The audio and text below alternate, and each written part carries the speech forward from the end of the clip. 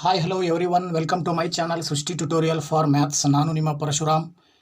ನಾನು ಈ ಒಂದು ವಿಡಿಯೋದಲ್ಲಿ ನವೋದಯ, ಮೊರಾರ್ಜಿ ಹಾಗೆಯೇ ಕಿತ್ತೂರು ರಾಣಿ ಚೆನ್ನಮ್ಮ ಈ ತರಹದ ಪ್ರಾಥಮಿಕ ಶಾಲೆಗಳ ಪ್ರವೇಶಕ್ಕಾಗಿ ನಡೆಸ್ತಕ್ಕಂಥ ಸ್ಪರ್ಧಾತ್ಮಕ ಪರೀಕ್ಷೆಯಲ್ಲಿ ಗಣಿತಕ್ಕೆ ಸಂಬಂಧಪಟ್ಟ ಹಾಗೆ ಯಾವ ರೀತಿ ಪ್ರಶ್ನೆಗಳು ಬರ್ತವೆ, ಆ ಪ್ರಶ್ನೆಗಳನ್ನು ಹೇಗೆ ಸಾಲ್ವ್ ಮಾಡೋದು ಅನ್ನೋದಕ್ಕೆ ಸಂಬಂಧಪಟ್ಟ ಹಾಗೆ ನನ್ನಲ್ಲಿರ್ತಕ್ಕಂಥ ಕೆಲವೊಂದು ಮಾಡೆಲ್ ಕ್ವಶನ್ಸನ್ನು ಬಳಸ್ಕೊಂಡು ನಾನು ನಿಮ್ಮ ಜೊತೆಗೆ ಈ ಒಂದು ವಿಡಿಯೋದಲ್ಲಿ ಹಂಚ್ಕೊಳ್ತಾ ಇದ್ದೀನಿ.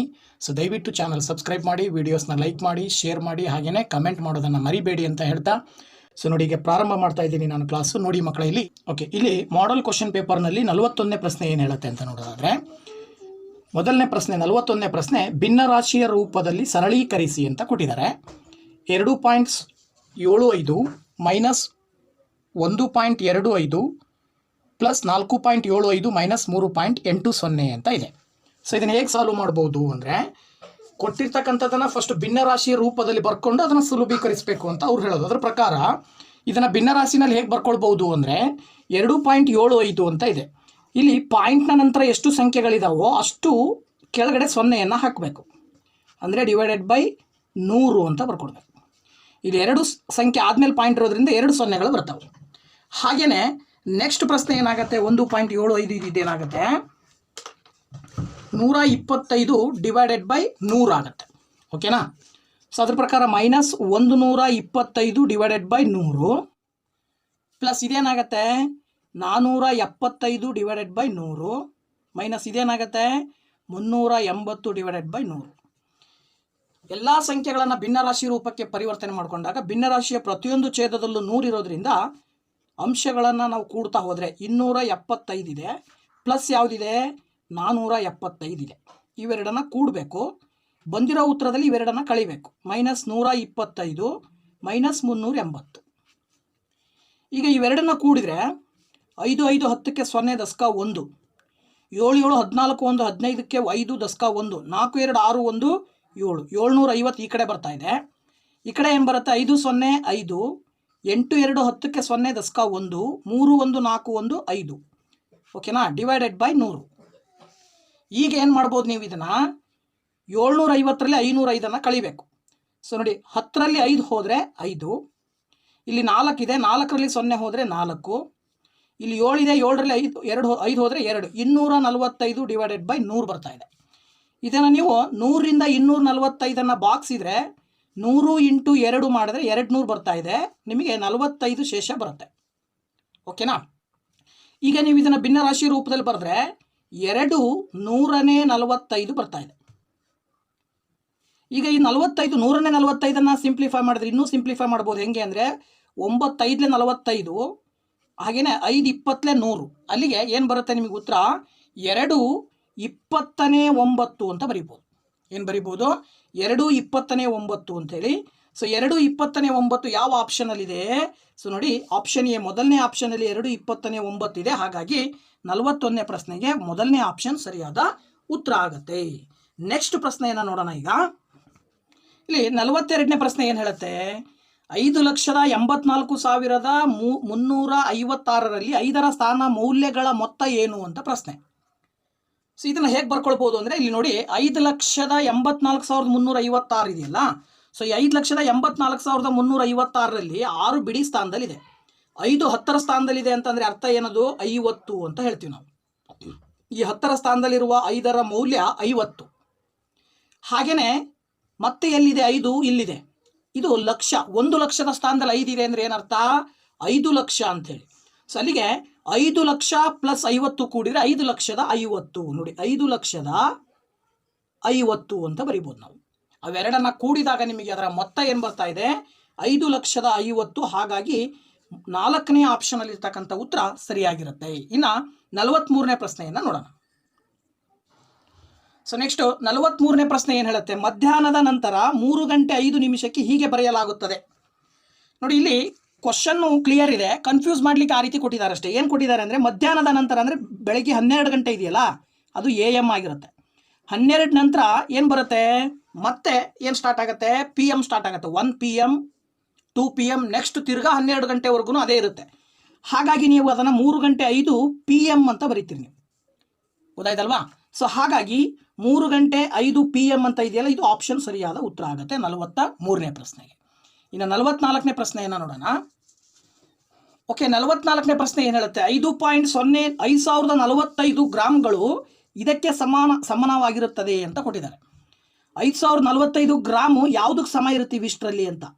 ಇದನ್ನು ನೋಡಿದಾಗ ಕಿಲೋಗ್ರಾಮ್ನಲ್ಲಿ ಕೊಟ್ಟಿದ್ದಾರೆ ಎಲ್ಲದನ್ನು. ಅವಾಗ ನಮಗೆ ಗೊತ್ತಿರಬೇಕು 1000 ಗ್ರಾಮ್ಗೆ 1 kg ಅಂತ. ಗೊತ್ತಾಯ್ತಲ್ವಾ? 1000 gram is equal to 1 kg. 1 ಕಿಲೋಗ್ರಾಮ್ಗೆ 1000 ಗ್ರಾಮ್. ಹಾಗಿದ್ರೆ ಇಲ್ಲಿ ಗ್ರಾಮಲ್ಲಿರೋದನ್ನು ಕೆ ಜಿಗೆ ಕನ್ವರ್ಟ್ ಮಾಡಬೇಕು ಅಂದರೆ ತುಂಬ ಸಿಂಪಲ್ಲು. 5045ಅನ್ನು 1000ದಿಂದ ಭಾಗಿಸ್ಬೇಕು. ಸೊ ಭಾಗಾಕಾರ ಮಾಡಿದಾಗ 3 ಸಂಖ್ಯೆಗಳ ನಂತರ ಪಾಯಿಂಟ್ ಬರುತ್ತೆ. ಅಂದರೆ ಅಲ್ಲಿಗೆ 5ರ ನಂತರ ಪಾಯಿಂಟ್ ಬಂದು ಪಾಯಿಂಟ್ನ ನಂತರ ಈ ರೀತಿ ಬರುತ್ತೆ 5.045.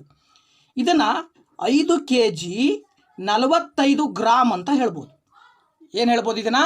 5 kg 45 ಗ್ರಾಮ್. ಸೊ ಅದ್ರ ಪ್ರಕಾರ 5 kg 45 ಗ್ರಾಮ್ ಎಲ್ಲಿದೆ ನಿಮಗೆ? 5 ಕಿಲೋಗ್ರಾಮ್ 45 ಗ್ರಾಮ್ ಅಂತ ಹೇಳಿದ್ರೆ ಆಪ್ಷನ್ ಬಿ ಸರಿಯಾದ ಉತ್ತರ ಆಗುತ್ತೆ 44ನೇ ಪ್ರಶ್ನೆಗೆ. ಓಕೆನಾ ಮಕ್ಕಳ? ಸೊ ನೆಕ್ಸ್ಟ್ ಪ್ರಶ್ನೆಯನ್ನು ನೋಡೋಣ, 45ನೇ ಪ್ರಶ್ನೆ. ಓಕೆ, 45ನೇ ಪ್ರಶ್ನೆ ಏನು ಹೇಳುತ್ತೆ? ಒಬ್ಬ ಮನುಷ್ಯ 30 ಕಿಲೋಮೀಟರ್ ಪ್ರತಿ ಗಂಟೆ ವೇಗದಲ್ಲಿ ಪ್ರಯಾಣಿಸಿದರೆ ಅವನು 10 ನಿಮಿಷಗಳು ತಡವಾಗಿ ತನ್ನ ಗಮ್ಯಸ್ಥಾನವನ್ನು ತಲುಪುತ್ತಾನೆ. ಮತ್ತು 42 ಕಿಲೋಮೀಟರ್ ಪ್ರತಿ ಗಂಟೆ ವೇಗದಲ್ಲಿ ಅವನು ಪ್ರಯಾಣಿಸಿದರೆ ಅವನು ತನ್ನ ಗಮ್ಯಸ್ಥಾನವನ್ನು 10 ನಿಮಿಷಗಳ ಮುಂಚಿತವಾಗಿ ತಲುಪುತ್ತಾನೆ. ಅವನು ಪ್ರಯಾಣಿಸಿದ ದೂರವನ್ನು ಕಂಡುಹಿಡಿಯಿರಿ ಅಂತ ಪ್ರಶ್ನೆ. ನೋಡಿ, ಅಲ್ಲಿ ಮನುಷ್ಯ ತನ್ನ ವೇಗವನ್ನು ಹೆಚ್ಚು ಕಡಿಮೆ ಮಾಡ್ಕೊಂಡಿದ್ದಾನೆ. ಮೊದಲಿಗೆ 30 ಕಿಲೋಮೀಟರ್ ವೇಗದಲ್ಲಿ ಚಲಿಸಿದ, 10 ನಿಮಿಷ ತಡವಾಗಿ ಹೋದ. ನಂತರ ಮತ್ತೆ 42 ಕಿಲೋಮೀಟರ್ ಗಂಟೆನಲ್ಲಿ ವೇಗದಲ್ಲಿ ಹೋದಾಗ 10 ನಿಮಿಷ ಬೇಗ ತನ್ನ ಗಮ್ಯಸ್ಥಾನವನ್ನು ತಲುಪ್ತಾನೆ ಅಂದಾಗ ಅವನು ತಲುಪಿರುವಂತಹ ದೂರ ಎಷ್ಟು ದೂರ ಕ್ರಮಿಸ್ತಾನೆ ಅಂತಕ್ಕಂಥದ್ದನ್ನು ನೀವು ಕಂಡುಹಿಡಿಬೇಕು. ಸೊ ಅದನ್ನು ಕಂಡುಹಿಡಿಬೇಕು ಅಂತ ಹೇಳಿದ್ರೆ ನೀವೇನು ಮಾಡಬೇಕಾಗತ್ತೆ ಇಲ್ಲಿ? ಸೊ ಮೊದಲು ನಮಗೆ ಅಲ್ಲಿ ದೂರ ಎಷ್ಟು ಅಂತ ಗೊತ್ತಿಲ್ಲ. ಸೊ ಅದ್ರ ಪ್ರಕಾರ ನೋಡಿ, ಇಲ್ಲಿ ದೂರ ಎಕ್ಸ್ ಆಗಿರಲಿ ಅಂತ ತಗೊಳ್ಳೋಣ. ದೂರ ಏನು ತಗೊಳ್ಳೋಣ? ಎಕ್ಸ್ ಆಗಿರಲಿ. ದೂರ ಎಷ್ಟು ಅಂತ ಗೊತ್ತಿಲ್ಲದೆ ಇರೋದ್ರಿಂದ ಮೊದಲಿಗೆ ವೇಗ ಎಷ್ಟಿದೆ? ಒಂದು 30 ಕಿಲೋಮೀಟರ್ ಪ್ರತಿ ಗಂಟೆಗೆ ಹೋದಾಗ 10 ನಿಮಿಷ ಮುಂಚೆ ತಲುಪ್ತಾನೆ. ಸರಿ, 10 ನಿಮಿಷ ಲೇಟಾಗಿ ತಲುಪ್ತಾನೆ. ಹಾಗೆ ಎರಡನೇ ಟೈಮ್ ವೇಗ 40 ಕಿಲೋಮೀಟರ್ ಪ್ರತಿ ಗಂಟೆಗೆ ವೇಗದಲ್ಲಿ ಚಲಿಸಿದಾಗ ಮತ್ತೆ ಏನು ಮಾಡ್ತಾನೆ ಅವನು? 10 ನಿಮಿಷ ಬೇಗ ತಲುಪ್ತಾನೆ. ಅಲ್ಲಿ ಅವನು ತಲುಪುವಂಥ ಸಮಯದಲ್ಲಿ ಆಗ್ತಕ್ಕಂಥ ವ್ಯತ್ಯಾಸ ಎಷ್ಟು? 20 ನಿಮಿಷ. ಅಂದರೆ 60 ನಿಮಿಷದಲ್ಲಿ 20 ನಿಮಿಷ ವ್ಯತ್ಯಾಸ ಕಂಡು ಬರ್ತಾ ಇದೆ. ಹಾಗಿದ್ರೆ ದೂರ ಎಷ್ಟು ಅಂತ ಕೇಳಿದಾಗ ನಮಗೆ ಗೊತ್ತಿರೋ ಪ್ರಕಾರ D is equal to S. ಏನಂತ ಹೇಳ್ತೀರಿ ನೀವು? D is equal to T/S ಅಂತ ಫಾರ್ಮುಲಾ. ಅಂದರೆ ಡಿಸ್ಟೆನ್ಸ್, ದೂರ ಇಸ್ ಈಕ್ವಲ್ ಟು ಸಮಯ ಡಿವೈಡೆಡ್ ಬೈ ಏನು? ವೇಗ. ಅದ್ರ ಪ್ರಕಾರ ಮೊದಲಿಗೆ ಏನಿದೆ? 30 ಕಿಲೋಮೀಟರ್ ವೇಗದಲ್ಲಿ ತಲುಪ್ತಾನೆ. ಆಗ ಅವನು ಕ್ರಮಿಸಿದ ದೂರ ಎಕ್ಸ್ ಆಗಿರಲಿ. ಅದರಲ್ಲಿ 42 ಕಿಲೋಮೀಟರ್ ವೇಗದಲ್ಲಿ ತಲುಪಿದ. ಆಗ ಅವೆರಡರ ಮಧ್ಯೆ ಡಿಫ್ರೆನ್ಸ್ ಎಷ್ಟು ಬಂತು? 20. ಅದನ್ನು ನಿಮಿಷದಲ್ಲಿ ಹೇಳೋದಾದರೆ 60 ನಿಮಿಷದಲ್ಲಿ 20 ನಿಮಿಷ ವ್ಯತ್ಯಾಸ ಕಂಡು ಬರ್ತಾ ಇದೆ. ಈಗ ನೀವು ಇದನ್ನು ಸಿಂಪ್ಲಿಫೈ ಮಾಡಿ ಎಕ್ಸ್ನ ಬೆಲೆ ಕಂಡು ಹಿಡಿದ್ಬಿಟ್ರೆ ಅವನು ಕ್ರಮಿಸಿದ ದೂರ ಸಿಗುತ್ತೆ. ನಮಗೆ ಗೊತ್ತಿರೋ ಪ್ರಕಾರ 30 ಮತ್ತು 42ಕ್ಕೆ ಲಾಸ ತಗೊಂಡ್ರೆ ಎಷ್ಟು ಬರುತ್ತೆ? 2ರಿಂದ ಬಾಕ್ಸಿದ್ರೆ 2 15 30, 2 1 2 2 4, 2 1 2, 3 5 15, 3 7 21. ಹಾಗೆ ಇವಿಷ್ಟನ್ನು ಗುಣಿಸಿದರೆ 2 3 6, 6 5 30, 37 210 ಬರ್ತಾ ಇದೆ. ಲಾಸ 210. ಸೊ ಈ 30ಅನ್ನು ಎಷ್ಟರಿಂದ ಗುಣಿಸಿದ್ರೆ 210 ಬರುತ್ತೆ? 30ಅನ್ನು 7ರಿಂದ ಗುಣಿಸಿದ್ರೆ 210 ಬರುತ್ತೆ. ಎಕ್ಸನ್ನು ಕೂಡ 7ರಿಂದ ಗುಣಿಸಿದ್ರೆ 7x ಆಯಿತು. 42ಅನ್ನು ಎಷ್ಟರಿಂದ ಗುಣಿಸಿದ್ರೆ 210 ಬರುತ್ತೆ? ಎಷ್ಟು ಬರುತ್ತೆ?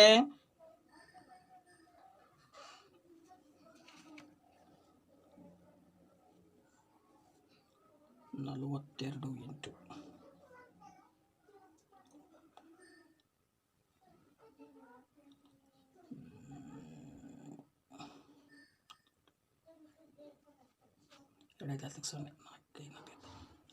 ಓಕೆ 40. ನೋಡಿ ಇಲ್ಲಿ 42 ಇಂಟು 5 ಮಾಡಿದರೆ 210 ಬರುತ್ತೆ. ಹಾಗಿದ್ರೆ ಎಕ್ಸ್ ಇಂಟು 5 ಮಾಡಿದರೆ 5x is equal to 20 divided by 60. ಇದನ್ನು ಸಿಂಪ್ಲಿಫೈ ಮಾಡಿದ್ರೆ 2 1 2 3 ಬರ್ತಾ ಇದೆ. 7ರಲ್ಲಿ 5 ಕಳೆದ್ರೆ ನಿಮಗೆ 7ರಲ್ಲಿ 5 ಕಳೆದ್ರೆ ಎಷ್ಟು ಬರುತ್ತೆ? 7ರಲ್ಲಿ 5 ಕಳೀರಿ 2 ಬಂತು. 2x divided by 210 is equal to 1 divided by 3. ಓರೆ ಗುಣಾಕಾರ ಮಾಡಿದಾಗ 2x into 3 is equal to 210 into 1. ಈಗ ಎಕ್ಸ್ ಮಾತ್ರ ಇಲ್ಲೇ ಇಟ್ಕೊಂಡು 2 ಮತ್ತು 3 ಆ ಕಡೆ ಕಳಿಸಿದರೆ 210 ಇಂಟು 1 ಮಾಡಿದ್ರೆ 210 ಬರುತ್ತೆ. 2 ಇಂಟು 3 6, ಈ ಕಡೆ ತಗೊಂಡು ಬಂದರೆ ಡಿವೈಡೆಡ್ ಬೈ 6 ಆಗುತ್ತೆ. ಈಗ ನೀವು ಇದನ್ನು ಸಿಂಪ್ಲಿಫೈ ಮಾಡಿದ್ರೆ ಎಕ್ಸ್ನ ಬೆಲೆ ಸಿಗುತ್ತೆ ನೋಡಿ. 6 1 6 3 18. ಎಷ್ಟು ಉಳಿತು? 2 3 ಉಳಿತು. 6 5 30. ಎಷ್ಟು ಬರ್ತಾ ಇದೆ ಅಲ್ಲಿ? 35. ಹಾಗಾಗಿ 35 ಕಿಲೋಮೀಟರ್ ದೂರವನ್ನು ಅವನು ಕ್ರಮಿಸ್ತಾನೆ ಅಂತ ಅರ್ಥ. 45ನೇ ಪ್ರಶ್ನೆಗೆ 35 ಆಪ್ಷನ್ ಬಿ ಸರಿಯಾದ ಉತ್ತರ ಆಗುತ್ತೆ. ಓಕೆನಾ ಮಕ್ಕಳ? ಸೊ ನೆಕ್ಸ್ಟ್ 46ನೇ ಪ್ರಶ್ನೆಯನ್ನು ನೋಡೋಣ. ಓಕೆ, 46ನೇ ಪ್ರಶ್ನೆ ಹೇಳುತ್ತೆ, ಕೆಳಗೆ ಕೊಟ್ಟಿರುವ ಹೇಳಿಕೆಗಳಲ್ಲಿ ಯಾವುದು ಸರಿಯಾಗಿದೆ? ನೋಡಿ, ಕೊಟ್ಟಿದ್ದಾರೆ 4 ಹೇಳಿಕೆಗಳು, ಅದರಲ್ಲಿ ಯಾವ್ದು ಸರಿ ಅಂತ ಹೇಳಬೇಕು ನೀವು. ಒಂದನೇದು, ಶೂನ್ಯವು ಬೆಸ ಸಂಖ್ಯೆ ಆಗಿದೆ, ಶೂನ್ಯವು ಸಮ ಸಂಖ್ಯೆ ಆಗಿದೆ, ಶೂನ್ಯವು ಅವಿಭಾಜ್ಯ ಸಂಖ್ಯೆ ಆಗಿದೆ, ಶೂನ್ಯವು ಬೆಸ ಅಥವಾ ಸಮ ಸಂಖ್ಯೆ ಅಲ್ಲ ಅಂತ ಕೊಟ್ಟಿದ್ದಾರೆ. ಈ 4 ಅಬ್ಸರ್ವ್ ಮಾಡಿದ್ರೆ ಶೂನ್ಯ ಸಮ ಸಂಖ್ಯೆಯಾಗಿದೆ ಅಂತಕ್ಕಂಥದ್ದು ನಮಗೆ ಗೊತ್ತಿರ್ತಕ್ಕಂಥ ಮಾಹಿತಿ. ಅದ್ರ ಪ್ರಕಾರ ಶೂನ್ಯವು ಸಮ ಸಂಖ್ಯೆ ಆಗಿದೆ ಅಂತಕ್ಕಂಥ option B is the right answer 46ನೇ ಪ್ರಶ್ನೆಗೆ. ಓಕೆನಾ? ಸೊ ನೆಕ್ಸ್ಟ್ ಪ್ರಶ್ನೆಯನ್ನು ನೋಡೋಣ. ಓಕೆ, 47ನೇ ಪ್ರಶ್ನೆ ಏನು ಹೇಳುತ್ತೆ? 10 ಸೆಂಟಿಮೀಟರ್ ಬಾಹುಗಳುಳ್ಳ 2 ಘನೀಯ ಘನಗಳು ಒಂದಕ್ಕೊಂದು ಕೊನೆಯಿಂದ ಕೊನೆಗೆ ಸೇರುತ್ತವೆ. ಪರಿಣಾಮಗೊಂಡ ಘನ ವಸ್ತುವಿನ ಗಾತ್ರವೇನು ಅಂತ ಪ್ರಶ್ನೆ. ಸೊ ಇದಕ್ಕೆ ಸಂಬಂಧಪಟ್ಟ ಹಾಗೆ ಇಲ್ಲಿ ನೋಡಿ, ಚಿತ್ರ ಕೊಟ್ಟಿರೋ ಪ್ರಕಾರ ಚಿತ್ರ ನಾನು ತೊಗೊಂಡಿದ್ದೀನಿ. ಇದು ಒಂದು ಘನ ವಸ್ತು. ಓಕೆನಾ? ಆ ಘನ ವಸ್ತುವಿಗೆ ಮತ್ತೊಂದು ಘನ ವಸ್ತು ಏನಾಗಿದೆ? ಸೇರ್ಕೊಂಡಿದೆ. ಇವೆರಡೂ ಘನ ವಸ್ತುಗಳು ಸೇರ್ಕೊಂಡಾಗ ಒಂದು ಆಯತ ಘನ ರಚನೆಯಾಗಿದೆ. ಇಲ್ಲಿ ಈ ಆಯತ ಘನದ ಗಾತ್ರ ಅಥವಾ ಆಯತ ಘನದ ಘನಫಲ ಎಷ್ಟು ಅಂತ ಪ್ರಶ್ನೆ. ಸೊ ಅದ್ರ ಪ್ರಕಾರ ಆಯತ ಘನದ ಗಾತ್ರ ಕಂಡುಹಿಡಿಬೇಕಂದ್ರೆ ಉದ್ದ ಇಂಟು ಅಗಲ ಇಂಟು ಎತ್ತರ ಅಂತಕ್ಕಂಥ ಪ್ರಶ್ನೆ ಬರುತ್ತೆ. ಸೊ ಉದ್ದ ಇಂಟು ಅಗಲ ಇಂಟು ಎತ್ತರ ಅಂತ ಹೇಳಿದ್ರೆ ಇಲ್ಲಿ ಉದ್ದ ಏನಾಗುತ್ತೆ? ಪ್ರತಿಯೊಂದು ಬಾಹುನು 10 ಸೆಂಟಿಮೀಟರ್ ಇದೆ ಅಂತ ಹೇಳ್ತಾರೆ ಅವರು. ಅಲ್ಲಿಗೆ ಇವೆರಡನ್ನು ಕೂಡಿದ್ರೆ 20 ಬರುತ್ತೆ. ಇದು ಉದ್ದ. ಇನ್ನು ಅಗಲ ಏನಾಗಿರುತ್ತೆ ಅಂದರೆ ಅಗಲ ಸೇಮ್ ಇರುತ್ತೆ. ಅಗಲ 10 ಸೆಂಟಿಮೀಟರ್, ಅದರಲ್ಲಿ ಯಾವುದೇ ವ್ಯತ್ಯಾಸ ಆಗಲ್ಲ. ಎತ್ತರನೂ ಕೂಡ 10 ಸೆಂಟಿಮೀಟರ್, ಅದರಲ್ಲೂ ಕೂಡ ವ್ಯತ್ಯಾಸ ಆಗಲ್ಲ. ಹಾಗಾಗಿ 3 ಸೊನ್ನೆಗಳನ್ನು ಬರೆದು ಪಕ್ಕದಲ್ಲಿ 2 ಬರೆದ್ರೆ 2000 ಬರ್ತಾ ಇದೆ. 2000 ಕ್ಯೂಬಿಕ್ ಸೆಂಟಿಮೀಟರ್ ಅಂತ ಕರಿತೀವಿ ನಾವು. ಘನವನ್ನು ಯಾವಾಗಲೂ ಘನಫಲವನ್ನು ಕ್ಯೂಬಿಕ್ ಸೆಂಟಿಮೀಟರ್ನಲ್ಲಿ ಹೇಳ್ತೀವಿ. ಹಾಗಾಗಿ 47ನೇ ಪ್ರಶ್ನೆಗೆ ಉತ್ತರ ಎಷ್ಟು ಬರ್ತಾ ಇದೆ? 2000 ಘನ ಸೆಂಟಿಮೀಟರ್. ಅದ್ರ ಪ್ರಕಾರ option B is the right answer. ಓಕೆನಾ ಮಕ್ಕಳ? ಸೊ ನೆಕ್ಸ್ಟ್ 48ನೇ ಪ್ರಶ್ನೆಯನ್ನು ನೋಡೋಣ. ಸೊ ನೋಡಿ, 48ನೇ ಪ್ರಶ್ನೆ ಏನು ಹೇಳುತ್ತೆ? ಓಕೆ, 48ನೇ ಪ್ರಶ್ನೆ, 0, 3, 6, 7 ಮತ್ತು 9 ಅಂಕಗಳಿಂದ ಪುನರಾವರ್ತನೆ ಇಲ್ಲದೆ ರಚಿಸಿದ ದೊಡ್ಡ ಮತ್ತು ಚಿಕ್ಕದಾದ 5 ಅಂಕಿಗಳ ನಡುವಿನ ವ್ಯತ್ಯಾಸವು ಅಂತ ಪ್ರಶ್ನೆ. ಇಲ್ಲಿ 0, 3, 6, 7 ಮತ್ತು 9 ಅನ್ನೋ ಸಂಖ್ಯೆಗಳನ್ನು ಕೊಟ್ಟಿದ್ದಾರೆ. ಆ ಅಂಕಿಗಳನ್ನು ಪುನರಾವರ್ತನೆ ಮಾಡದೇನೆ ದೊಡ್ಡ ಸಂಖ್ಯೆಯನ್ನು ರಚನೆ ಮಾಡಬೇಕು, ಹಾಗೆ ಚಿಕ್ಕ ಸಂಖ್ಯೆ ರಚನೆ ಮಾಡಬೇಕು. ಆ ದೊಡ್ಡ ಮತ್ತು ಚಿಕ್ಕ ಸಂಖ್ಯೆಗಳ ನಡುವಿನ ವ್ಯತ್ಯಾಸ ಎಷ್ಟು? ಅದು 5ರಿಂದ ಭಾಗ ಆಗಬೇಕು. ಇದು ನೆನಪಿರಲಿ. ಸೊ 5ರಿಂದ ಭಾಗ ಆಗಬೇಕು ಅಂದರೆ ಇಲ್ಲಿ ವಿಶೇಷವಾಗಿ ಏನು ಮಾಡಬೇಕಾಗತ್ತೆ ಅಂದರೆ ನೋಡಿ, ಇಲ್ಲಿ ಆ ಸಂಖ್ಯೆಗಳನ್ನು ಬರ್ಕೊಂಡಿದ್ದೀನಿ. 5ರಿಂದ ಭಾಗ ಆಗಬೇಕು ಅಂದರೆ ನಮಗೆ ಕಂಡೀಷನ್ ಏನಿರುತ್ತೆ ಅಂದರೆ ಬಿಡಿ ಸ್ಥಾನದಲ್ಲಿ ಯಾವಾಗಲೂ 0 ಅಥವಾ 5 ಇರಬೇಕು. ಹಾಗಿದ್ರೆ ಇಲ್ಲಿ 0 1 5 ಇಲ್ಲ. ಹಾಗಾಗಿ 0ಯನ್ನು ನೀವು ಬಿಡಿ ಸ್ಥಾನದಲ್ಲಿ ಬರೀಲೇಬೇಕು. ಸೊ 0 ಬಿಡಿ ಸ್ಥಾನದಲ್ಲಿ ಬರೆದ್ರಿ ಅಂದರೆ ಉಳಿದಿರೋ ಸಂಖ್ಯೆಗಳು ಯಾವ್ದು? ಇದು ದೊಡ್ಡ ಸಂಖ್ಯೆ ರಚನೆ ಆಗಬೇಕು ಅಂದರೆ ಯಾವಾಗಲೂ ಚಿಕ್ಕ ಸಂಖ್ಯೆಗಳನ್ನು ಬರಿತಾ ಸ್ಥಾನ ಬೆಲೆ ಜಾಸ್ತಿ ಆದಂಗೆ ದೊಡ್ಡ ಅಂಕಿಗಳನ್ನು ಬರಿತಾ ಹೋಗ್ಬೇಕು. ಹಾಗಿದ್ರೆ ಇಲ್ಲಿ 0 ಬರೆದಿದ್ರಿ ಅಂದರೆ 0 ಪಕ್ಕ 3 ಬರಿಬೇಕು, 3 ಪಕ್ಕ 6 ಬರಿಬೇಕು, 6 ಪಕ್ಕ 7 ಬರಿಬೇಕು, 7 ಪಕ್ಕ 9 ಬರಿಬೇಕು. ಈಗ ಇದು 97,630 ದೊಡ್ಡ ಸಂಖ್ಯೆ ಆಗುತ್ತೆ. ಇನ್ನು ಚಿಕ್ಕ ಸಂಖ್ಯೆ ಬರಿಬೇಕಾದಾಗಲೂ ಕೂಡ ಅಷ್ಟೇ ಉಲ್ಟಾ. ಹೆಂಗೆ ಅಂದರೆ ಈಗ ಇಲ್ಲಿ 5ರಿಂದ ಭಾಗ ಆಗಬೇಕು ಅಂತ ಕೊಟ್ಟಿರೋದ್ರಿಂದ ನೀವು 0 ಬಿಡಿ ಸ್ಥಾನದಲ್ಲಿ ಬರೀಲೇಬೇಕು. 0 ಬಿಡಿ ಸ್ಥಾನದಲ್ಲಿ ಬರೆದ ನಂತರದಲ್ಲಿ ದೊಡ್ಡ ಅಂಕಿಗಳನ್ನು ಕಡಿಮೆ ಸ್ಥಾನ ಬೆಲೆಗಳಲ್ಲಿ ಬರಿತಾ ಹೋಗಬೇಕು. ಹಾಗಾಗಿ 9 10ರ ಸ್ಥಾನದಲ್ಲಿ 9, ಹಾಗೆಯೇ 100ರ ಸ್ಥಾನದಲ್ಲಿ 7, ಹಾಗೆಯೇ 1000ದ ಸ್ಥಾನದಲ್ಲಿ 6, ಆ ನಂತರದಲ್ಲಿ 10,000ದ ಸ್ಥಾನದಲ್ಲಿ 3. ಅಲ್ಲಿಗೆ 36,790 ಚಿಕ್ಕ ಸಂಖ್ಯೆ. ಸೊ ಇವೆರಡರ ನಡುವೆ ವ್ಯತ್ಯಾಸ ಏನು ಬರುತ್ತೆ ಅಂದರೆ ಇವೆರಡನ್ನು ಕಳಿಬೇಕು. ಸೊ ನೋಡಿ, 0 0 ಕ್ಯಾನ್ಸಲ್ ಆದರೆ 0, 3ರಲ್ಲಿ 9 ಹೋಗಲ್ಲ, ಪಕ್ಕದ ಮನೆಯಿಂದ ದಸ್ಕ ತಗೊಂಡ್ರೆ 13 ಆಯಿತು. 13ರಲ್ಲಿ 9 ಹೋದರೆ 4 ಉಳಿತದೆ ಮಕ್ಕಳ ಇಲ್ಲಿ. ಓಕೆನಾ? ಸೊ ಇಲ್ಲಿ 5 ಇದೆ, 5ರಲ್ಲಿ 7 ಹೋಗಲ್ಲ, ಪಕ್ಕದ ಮನೆಯಿಂದ ದಸ್ಕ ತಗೊಂಡ್ರೆ 15, 15ರಲ್ಲಿ 7 ಹೋದರೆ 8. ಇಲ್ಲಿ 6 ಉಳಿತು, 6ರಲ್ಲಿ 6 ಹೋದರೆ 0, 9ರಲ್ಲಿ 3 ಹೋದರೆ ನಿಮಗೆ 5. ಇಲ್ಲಿ 9ರಲ್ಲಿ 3 ಹೋದರೆ 6. ಅದ್ರ ಪ್ರಕಾರ 60,840 ಬರ್ತಾ ಇದೆ. ಹಾಗಾಗಿ ನಿಮಗೆ 48ನೇ ಪ್ರಶ್ನೆಗೆ ಆಪ್ಷನ್ ಡಿ ಸರಿಯಾದ ಉತ್ತರ 60,840. ಇನ್ನು 49ನೇ ಪ್ರಶ್ನೆ ಏನು ಹೇಳುತ್ತೆ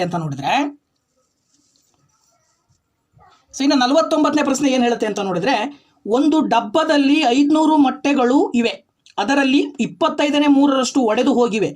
ಮಿಕ್ಕ ಮೊಟ್ಟೆಗಳಲ್ಲಿ 5ನೇ 4ರಷ್ಟು ಮಾರಾಟವಾಗಿವೆ. ಹಾಗಾದರೆ ಮಾರಾಟವಾಗದೆ ಉಳಿದ ಮೊಟ್ಟೆಗಳೆಷ್ಟು ಅಂತ ಪ್ರಶ್ನೆ.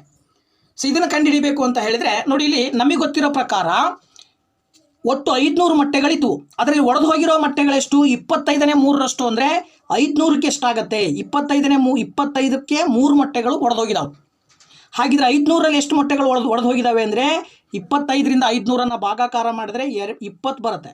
20 × 3 ಗುಣಾಕಾರ ಮಾಡಿದರೆ 60. ಒಟ್ಟು 500ರಲ್ಲಿ 60 ಮೊಟ್ಟೆಗಳು ಒಡೆದು ಹೋಗಿದ್ದಾವೆ. ಅಲ್ಲಿ ಒಡೆದು ಹೋದರೆ ಉಳಿದ ಚೆನ್ನಾಗಿರೋ ಮೊಟ್ಟೆಗಳ ಸಂಖ್ಯೆ ಎಷ್ಟು? 500ರಲ್ಲಿ 60ಅನ್ನು ಕಳೆದ್ರೆ ಎಷ್ಟು ಬರ್ತಾ ಇದೆ ನಿಮಗೆ? 440 ಮೊಟ್ಟೆಗಳು ಚೆನ್ನಾಗಿದ್ದಾವೆ. ಆ ಚೆನ್ನಾಗಿರುವ 440 ಮೊಟ್ಟೆಗಳಲ್ಲಿ 5ನೇ 4ರಷ್ಟು ಮೊಟ್ಟೆಗಳನ್ನು ಮಾರಾಟ ಮಾಡಿದ್ದಾರೆ ಅವರು. ಹಾಗಾದರೆ ಮಾರಾಟವಾದ ಮೊಟ್ಟೆಗಳು ಎಷ್ಟಾಗ್ತವೆ ಅಂದರೆ 5ನೇ 4 × 440 ಮಾಡಿದರೆ 5ರಿಂದ 440 ಬಾಗಿಸಿದ್ರೆ 5 8 40, 5 8 40. ಇವೆರಡನ್ನ ಗುಣಾಕಾರ ಮಾಡಿದ್ರೆ 8 4 32, 8 4 32 3 35, 352 ಮೊಟ್ಟೆಗಳು ಮಾರಾಟ ಆಗಿದಾವೆ. ಓಕೆನಾ? ಸೊ ಉಳಿದ ಮಾರಾಟವಾಗದೆ ಉಳಿದ ಮೊಟ್ಟೆಗಳ ಸಂಖ್ಯೆ ಬೇಕು ಅಂದರೆ ಅಲ್ಲಿ ಚೆನ್ನಾಗಿರುವ ಮೊಟ್ಟೆಗಳ ಸಂಖ್ಯೆ 440 ಬಂದಿದೆ ನಮಗೆ. ಅದರಲ್ಲಿ ಮಾರಾಟವಾಗಿರೋ 352ಅನ್ನು ಕಳೆದ್ರೆ ಮಾರಾಟವಾಗದೆ ಉಳಿದಿರೋ ಮೊಟ್ಟೆಗಳ ಸಂಖ್ಯೆ ಸಿಗುತ್ತೆ. ನೋಡಿ, 0ರಲ್ಲಿ 2 ಹೋಗಲ್ಲ, ಪಕ್ಕದ ಮನೆಯಿಂದ ದಸ್ಕ ತಗೊಂಡ್ರೆ 10ರಲ್ಲಿ 2 ಹೋದರೆ 8. ಇಲ್ಲಿ 3 ಇದೆ, 3ರಲ್ಲಿ 5 ಹೋಗಲ್ಲ, ಪಕ್ಕದ ಮನೆಯಿಂದ ದಸ್ಕ ತಗೊಂಡ್ರೆ 13, 13ರಲ್ಲಿ 5 ಹೋದರೆ 8. ಇಲ್ಲಿ 3 ಉಳಿತು, 3ರಲ್ಲಿ 3 ಹೋದರೆ 0. ಅಲ್ಲಿಗೆ 88 ಮೊಟ್ಟೆಗಳನ್ನು ಮಾರಾಟ ಮಾಡಲಾಗಿದೆ. ಹಾಗಾಗಿ ನಿಮಗೆ ಆಪ್ಷನ್ ಬಿ ಇದೆ, 88 ಸರಿಯಾದ ಉತ್ತರ ಆಗುತ್ತೆ. ಇನ್ನು 50ನೇ ಪ್ರಶ್ನೆಯನ್ನು ನೋಡೋಣ. 50ನೇ ಪ್ರಶ್ನೆ ಏನು ಹೇಳುತ್ತೆ? ಒಂದು ವಸ್ತು 500 ರೂಗೆ ಮಾರಲ್ಪಡುತ್ತದೆ ಮತ್ತು ಇದರಿಂದ ನಷ್ಟ ಉಂಟಾಯಿತು. ಅದೇ ವಸ್ತುವನ್ನು 700 ರೂಗೆ ಮಾರಾಟ ಮಾಡಿದರೆ ಅಂಗಡಿಯಾತನಿಗೆ ಮೊದಲಿಗೆ ಆಗುತ್ತಿದ್ದ ನಷ್ಟದ ಬದಲಾಗಿ 3 ಪಟ್ಟು ಲಾಭ ಉಂಟಾಗುತ್ತದೆ. ಆ ವಸ್ತುವಿನ ಅಸಲು ಬೆಲೆಯನ್ನು ಕಂಡುಹಿಡಿಯಿರಿ ಅಂತ ಪ್ರಶ್ನೆ. ಈಗ ಆ್ಯಕ್ಚುಲಿ ಏನಾಗ್ತಾ ಇದೆ ಅಂದರೆ ಅವನು 500 ರೂಪಾಯಿಗೆ ಮಾರಾಟ ಮಾಡ್ತಾ ಇದ್ದ. 500 ರೂಪಾಯಿ ಮಾರಾಟ ಮಾಡ್ತಾ ಇರೋದ್ರಿಂದಾಗಿ ಅವನಿಗೆ ಎಷ್ಟು ನಷ್ಟ ಆಗ್ತಿತ್ತೋ ಅದೇ ವಸ್ತುವನ್ನು 700 ರೂಪಾಯಿಗೆ ಮಾರಾಟ ಮಾಡಿದ ಅಂತ ಹೇಳಿದ್ರೆ ಮೊದಲಿಗೆ ಆಗ್ತಾ ಇರ್ತಕ್ಕಂಥ ನಷ್ಟದ 3ರಷ್ಟು ಲಾಭ ಆಗ್ತಿತ್ತು. ಅಲ್ಲಿಗೆ ಒಟ್ಟು ಒಂದು ನಷ್ಟ 3 ಲಾಭ ಸೇರಿದ್ರೆ ಎಷ್ಟಾಯಿತು? 4 ಪಟ್ಟಾಯಿತು. ಈಗ ಅವನು ಆ್ಯಕ್ಚುಲಿ ಮೊದಲಿಗೆ 500 ರೂಪಾಯಿಗೆ ತೊಗೊಂಡು ಮಾರಾಟ ಮಾಡ್ತಿದ್ದ. ನಂತರ ಎಷ್ಟಕ್ಕೆ ಮಾರಾಟ ಮಾಡ್ತಾ ಇದ್ದಾನೆ? 700 ರೂಪಾಯಿಗೆ ಮಾರಾಟ ಮಾಡ್ತಾ ಇದ್ದಾನೆ. ಅಲ್ಲಿಗೆ ಇಲ್ಲಿ ಎಷ್ಟು ದುಡ್ಡು ಹಣ ಹೆಚ್ಚಾಯಿತು ಅಂದರೆ 200 ರೂಪಾಯಿ ಜಾಸ್ತಿಗೆ ಮಾರಾಟ ಮಾಡಿದ. ಹಾಗಾದರೆ ಈ 200 ರೂಪಾಯಿನ 4 ಭಾಗ ಮಾಡಬೇಕು ನೀವು. ಅದರಲ್ಲಿ ಒಂದು ನಷ್ಟ, 3 ಲಾಭ. ಅಲ್ಲಿಗೆ 4ರಿಂದ ಭಾಗ ಮಾಡಬೇಕಂದ್ರೆ 4ರಿಂದ ಡಿವೈಡ್ ಮಾಡಿದರೆ 4ಅನ್ನು 200ರಿಂದ ಭಾಗಿಸಿದ್ರೆ 50 ಬರುತ್ತೆ. ಗೊತ್ತಾಯ್ತಲ್ಲ? ಸೊ 50. ಅಲ್ಲಿಗೆ ಲಾಭ ಈಸ್ ಈಕ್ವಲ್ ಟು ಲಾಭ ಎಷ್ಟು ಬಂತು? 3 ಲಾಭ ಇದೆ ಅಂದರೆ 3 × 50 ಮಾಡಿದರೆ ಎಷ್ಟು ಬರುತ್ತೆ? 150 ರೂಪಾಯಿ ಲಾಭ ಬರ್ತಾ ಇದೆ ಅವನಿಗೆ. ಓಕೆನಾ? ಅವನಿಗೆ ಬರ್ತಾ ಇರ್ತಕ್ಕಂಥ ಲಾಭ ಎಷ್ಟು? 150. ಹಾಗಿದ್ರೆ ಆ ವಸ್ತುವಿನ ಅಸಲು ಬೆಲೆ ಎಷ್ಟು ಅಂತ ಕೇಳಿದ್ದಾರೆ. ಸೊ ಈಗ 150 ರೂಪಾಯಿ ಲಾಭ ಬರ್ತಾ ಇದೆ ಅಂದರೆ ಅವನು ಮಾರಿದ್ದೆಷ್ಟಕ್ಕೆ? 700 ರೂಪಾಯಿಗೆ ಮಾರಾಟ ಮಾಡಿದ್ದಾನೆ. ಮಾರಾಟ ಮಾಡಿದ 700 ರೂಪಾಯಿದಲ್ಲಿ ಅವನಿಗೆ ಸಿಕ್ಕಂಥ ಲಾಭ 150 ರೂಪಾಯಿ. ಅದನ್ನು ಕಳೆದ್ರೆ ಅಸಲು ಬೆಲೆ ಅವನು ಎಷ್ಟು ರೂಪಾಯಿಗೆ ಕೊಂಡಿದ್ದ ಅಂತ ಗೊತ್ತಾಗುತ್ತೆ. ನೋಡಿ, -150 ಮಾಡಿದರೆ ಎಷ್ಟು ಬರ್ತಾ ಇದೆ ನಿಮಗೆ? 550 ರೂಪಾಯಿ ಬರ್ತಾ ಇದೆ. ಅವನು 550 ರೂಪಾಯಿಗೆ ತೊಗೊಂಡು ಅದನ್ನು ಮೊದಲಿಗೆ 500 ರೂಪಾಯಿಗೆ ಮಾರಾಟ ಮಾಡ್ತಾ ಇದ್ದಿದ್ದಕ್ಕಾಗಿ ಅವನಿಗೆ 50 ರೂಪಾಯಿ ನಷ್ಟ ಆಗ್ತಿತ್ತು. ಬದಲಾಗಿ 700 ರೂಪಾಯಿ ಮಾರಾಟ ಮಾಡಿದಾಗ ಅವನಿಗೆ 150 ರೂಪಾಯಿ ಲಾಭ ಬರುತ್ತೆ. ಹಾಗಾಗಿ 50ನೇ ಪ್ರಶ್ನೆಗೆ 50 ರೂಪಾಯಿ ಅಂತ ಏನು ಬರುತ್ತೆ? 550 ಅಂತ ಏನು ಬರುತ್ತೆ? ಅದು ಆಪ್ಷನ್ ಬಿ ಸರಿಯಾದ ಉತ್ತರ. ಅಸಲು ಬೆಲೆ, ಆ ವಸ್ತುವಿನ ಅಸಲು ಬೆಲೆ ಬಂದು 550. ಓಕೆನಾ? ಸೊ ಇಷ್ಟೋ ತನಕ ನಮ್ಮ ವಿಡಿಯೋನ ನೋಡಿದ್ದೀರಾ. ಈಗ ಈ ಒಂದು ಮಾಡೆಲ್ ಕ್ವಶನ್ ಪೇಪರ್ನ ಮೊದಲ 10 ಪ್ರಶ್ನೆಗಳನ್ನು ನಾನು ನಿಮ್ಮ ಜೊತೆ ಹಂಚ್ಕೊಂಡಿದ್ದೀನಿ.